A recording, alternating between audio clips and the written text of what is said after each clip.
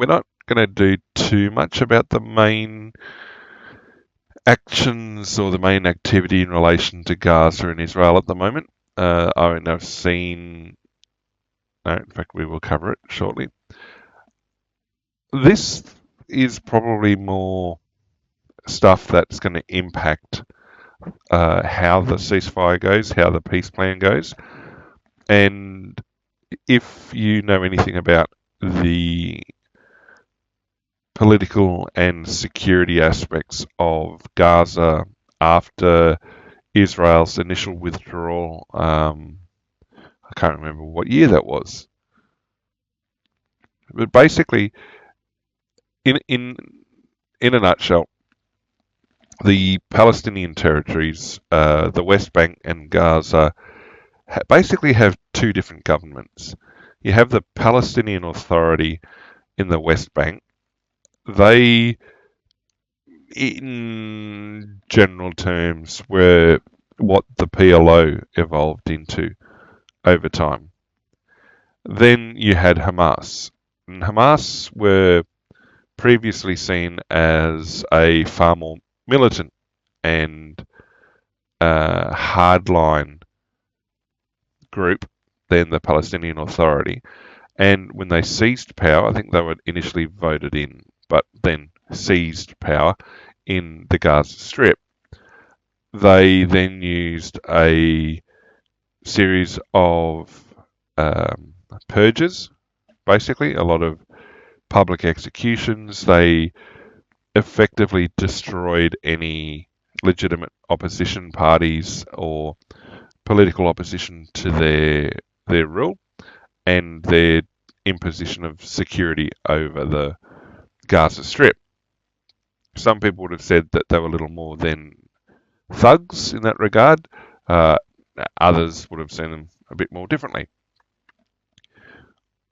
Since the initial ceasefire agreement, I've seen a lot more coverage on social media, on X in particular, of footage alleging to be different clans, different groups within Gaza now engaged in running battles with Hamas.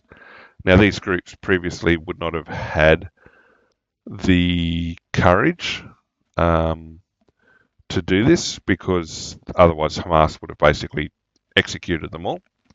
And now they're actually engaged in running battles with Hamas, which makes one wonder what the perceived security structure was or political structure that a lot of the protesters in Western nations had when they were protesting for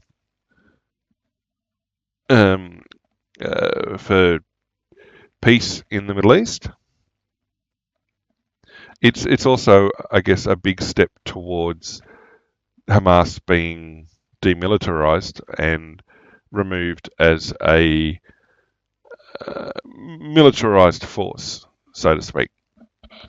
If the various other clans and groups are going to take them on and win, well, that achieves the goal that the peace plan sets out. There is also a set of questions. And so the footage of that sort of stuff and the discussions tends to have some very interesting comments in return. People are alleging that the people sharing the footage or trying to talk about it are little more than pro-Israeli shills, and that what's being shown is either fake or from previous years and things like that. There's a lot of denial going on, to be quite frank. There are a couple of questions that have been raised about who's funding all of it. Where have these groups found funding? And have they always had this funding, or is this more of a thing that has taken place post the ceasefire agreement? There's certainly desire, maybe not as openly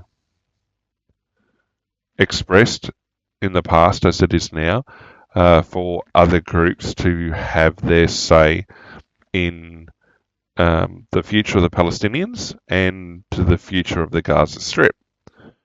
And so there's funding arriving from other nations, other groups, to fund these other clans, etc. When this particular set of clashes, I'm not going to Doug Mush family, they were basically, if the comment wasn't calling you an Israeli shill, it was denying that it was happening, and or that it was being fostered by other people, that there should be no such thing. Well, we'll see. Some of the allegations, though, associating with not just the fact that the clash is going on, was where the fighters were coming from. Some of the footage initially suggested that armed operatives were coming out of hospitals, well, definitely out of tunnel systems and things, and that there's, growing internal conflict, or not so growing internal conflict, an attempt to settle old scores. And so, yeah, they've been fighting each other, and more than 300 fighters came out of, well, Hamas was able to put more than 300 on the streets as part of the battle. And yeah, people were a bit surprised. They were like, well, hang on, it's not the Israelis attacking, it's one group attacking another. And I mean, clearly there's no love lost there between the groups, and hasn't in the past. So it'll be interesting to see what happens now in the future. And it's I think if the allegations are true about a lot of external funding coming into these sort of groups, and also there's obviously groups who've also got a vested interest in Hamas's outcome, yeah, it would be.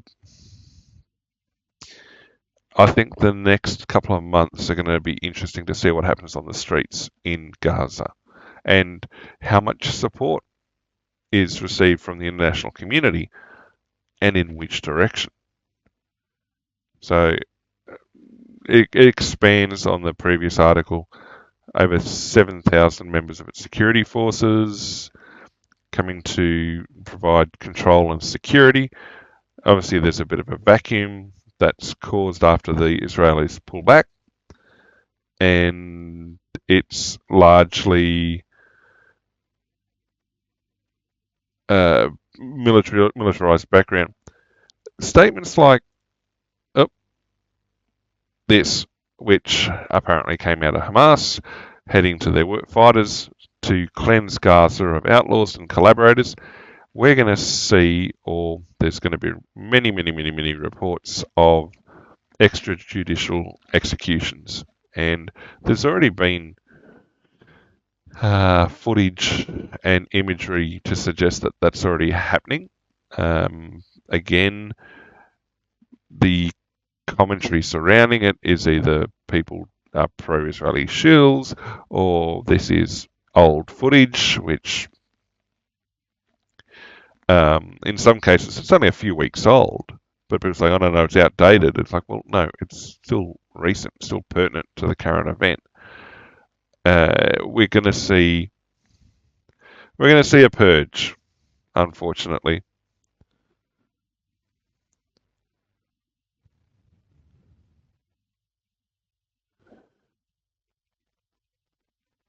And it didn't help with what the initial incident was that set things up. And yeah, it's, yeah.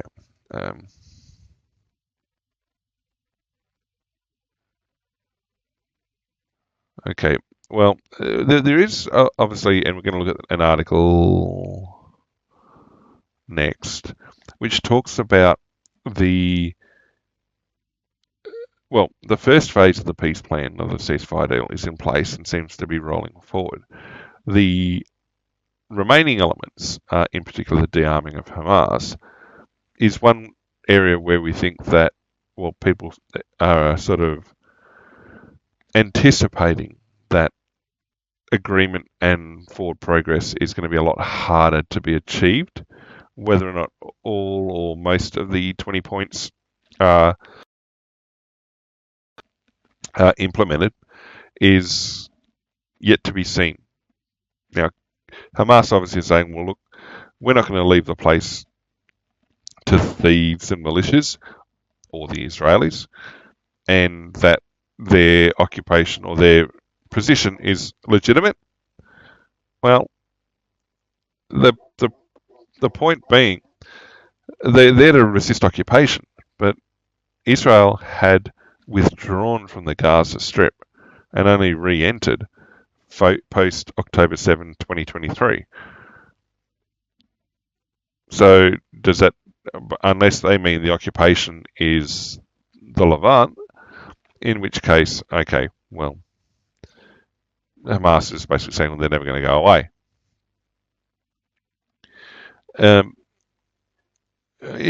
It will be, again, potential civil war?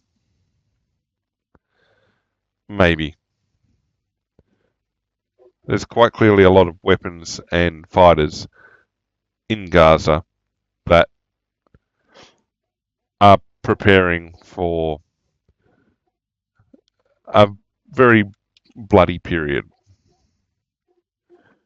Now, there's an article, I mean, if you're reading most Western media, a lot of the opinion coverage and article coverage is doing its best to diminish the contribution of Trump. It's doing its best to diminish the outcomes of what's going on. And probably one of the better articles, or one of the more refined articles, is the one I found here, which talks about the fact, or the difficulties, even getting to the first point with Israel and Hamas, but the expectation that it's not going to proceed much further. How legitimate is that? Well, I mean, a lot of people probably expected it not to even get to this point. So that has already been overcome once. Does that mean the expectations that people hold are not accurate? Well, to an extent. If people got it so wildly wrong on even getting to this point, how accurate are their forecasts for what's coming next? It's a bit hard.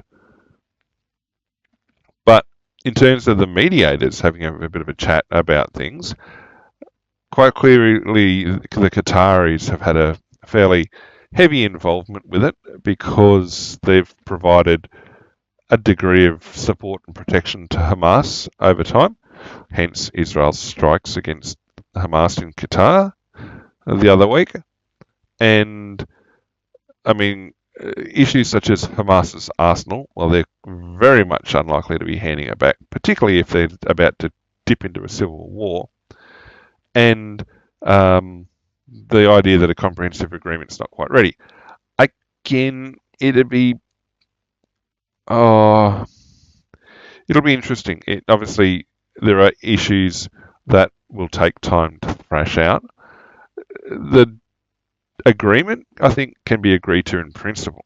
It's the particulars that are going to be causing problem. And, yep, I mean, this is a very, very fair statement that you weren't going to get all 20 points agreed to straight up. There's some very touchy points in there, I guess, for Hamas.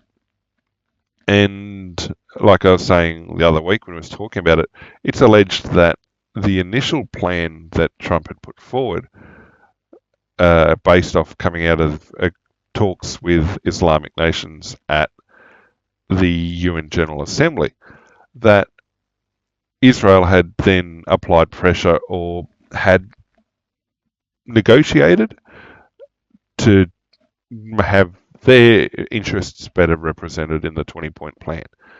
And then Israel obviously agreed to it first. So you'd expect there to be an evolution of the 20 points. More maybe to a middle ground. There may be more concessions for the Palestinians. There may be stuff wound back for the Israelis. Who's to say? I mean, we saw when Trump was addressing the Knesset just in the last 24 hours that there was overwhelmingly warm reception. There was still dissatisfaction by some. To be expected, quite honest. The involvement of Macron is something that I think Trump did say that there are a couple of world leaders present at the various events in the last 36, 48 hours who he did not like and presumably did not think they had a role to be there. Now, the people reading between the lines have kind of looked at Macron and Starmer as being who he was talking about, because he levied criticism against them about their recognition of Palestine as a state, how that had influenced the ability to even draw up the 20-point plan. And so there's a question. That said, I mean, article opens and says, "Oh look, it's not going to happen. We're not getting there." It's still positive. The doors are still open. People aren't ready to step through you just yet. That's okay. But the doors are open. And the most important thing that's been achieved now is there's a ceasefire. Israel's withdrawing to the agreed upon withdrawal lines and hostages are being returned. They haven't all been returned just yet. It's believed all the live hostages have been returned, and some of the remains have been returned. And yeah, okay, they're going to talk about it.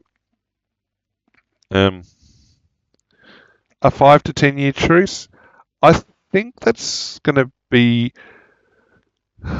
I don't see that being agreed to under Trump's plan.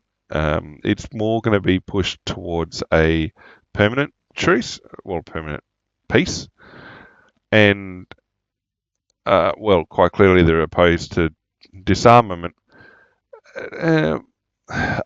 In looking at the 20-point plan, it is effectively dismantling Hamas as an entity, or as a viable entity.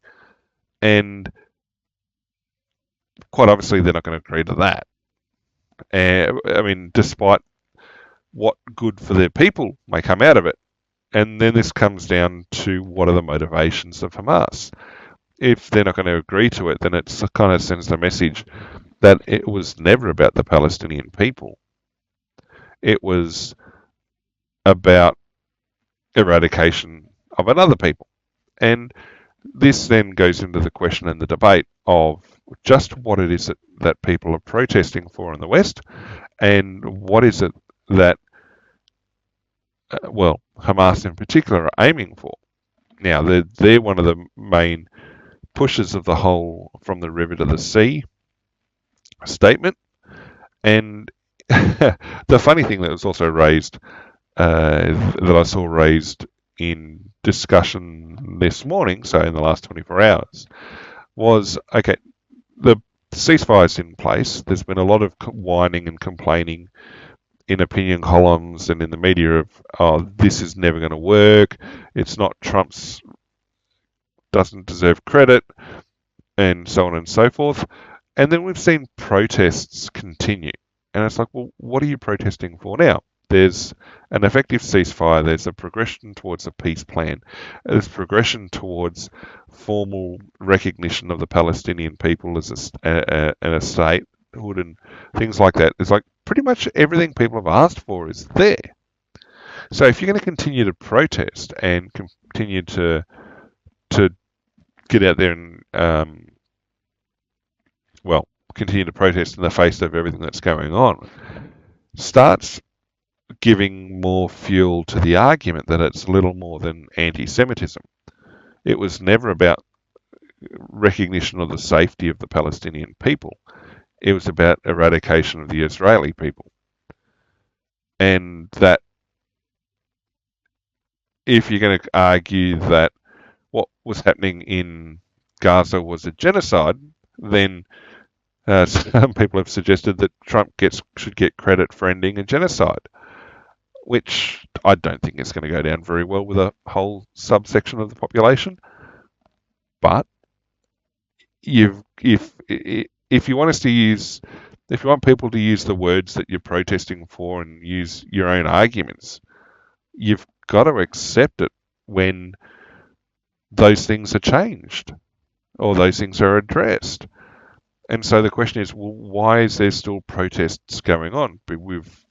It looks like we've reached the goals that a lot of these people have said. Oh, from the river to the sea.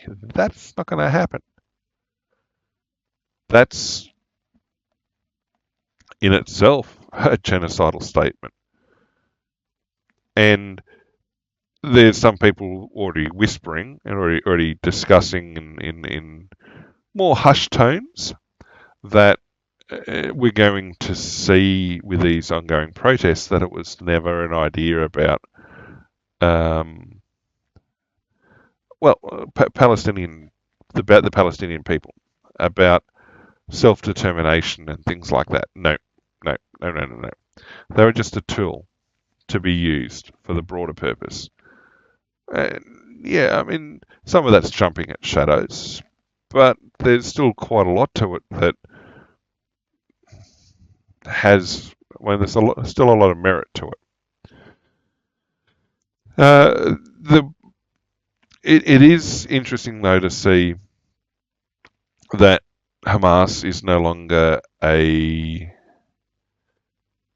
coherent entity in this regard, and that there's sort of factions starting to split, and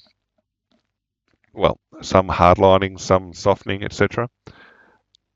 And to an earlier understanding of Hamas and what they stood for, the idea that they don't want to give up their weapons, or they should refuse to give up their weapons, even if it means more war, that's kind of what their charter and everything else has said and they've stood for, and their behaviour seems to imply that over time. I'm more of the opinion that there needs to be more pragmatism in it, because that first statement is going to lead to, more blood being shed and an eventual destruction of one group or the other. And what Trump did to help get the 20-point plan a lot more palatable, or more likely to be accepted, was to effectively cut off international support for Hamas at the knees. Not so much from protesters, but from the governments and nations that were more openly supporting them, or that have the influence with Hamas and other Palestinian groups that the US doesn't. It's the carrot and the stick approach. While the article says that they've given up leverage with Israel's also returned a lot of prisoners. You could argue the same in the other direction, that Israel gave up a lot of leverage by returning, part of the prisoner return is supposed to be all women and children, all people arrested post October 7, 2023, and a bunch of others as well. And there are articles over the weekend of survivors of terrorist attacks or Palestinian attacks who quite realistically or quite understandably were opposed to seeing them released from prison in order to secure the return, like as part of this thing. There are some of them who are like, they can't forgive the attackers. They can't accept that they've been allowed or being allowed to be exchanged in return for the hostages. Some of them are pragmatic and saying, look, yep, as painful as it is for us personally, and as terrible an idea as it is from a security point of view, we understand that this is part of the path forward to a longer term peace, which everybody should want.